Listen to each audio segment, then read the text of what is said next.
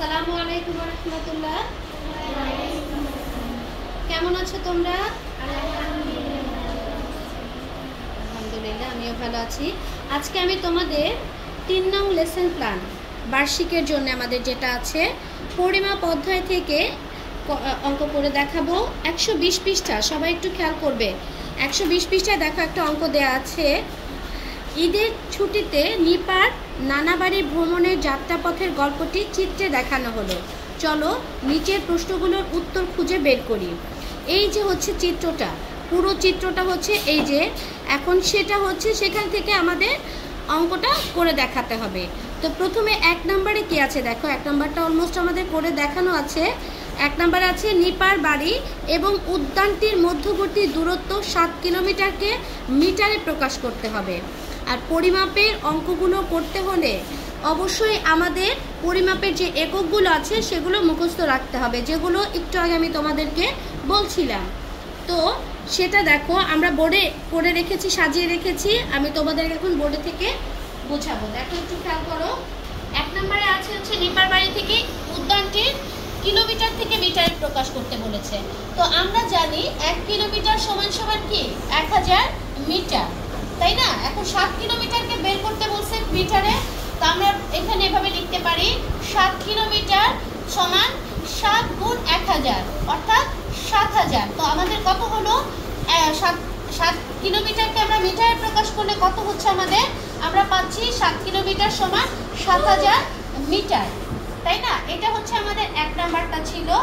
এবার আসো আমরা 2 নাম্বার অঙ্কে কি বলেছে, 2 নাম্বারটা কি চেয়েছে আমরা একটু দেখি। 2 নম্বরে চেয়েছে উদ্যান এবং পোস্ট অফিসের মধ্যবর্তী দূরত্বকে মিটারে প্রকাশ করলে কত হবে।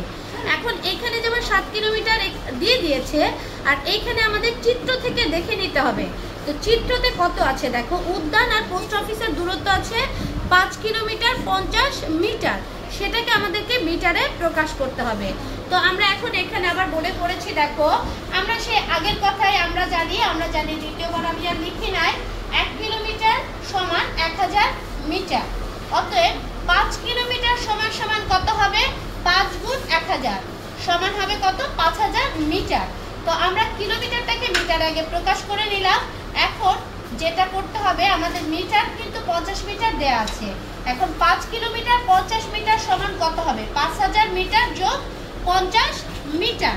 এই 5000 এর সাথে আমাদের কি করতে হবে? 50 মিটার যোগ করে দিতে হবে। করে দিলে আমাদের কত হচ্ছে? 5050 মিটার, তাই তো? এখন এই পর্যন্ত হচ্ছে আমাদের 2 নম্বরের উত্তর হয়ে গেল। এখন আমরা 3 চলে যাব।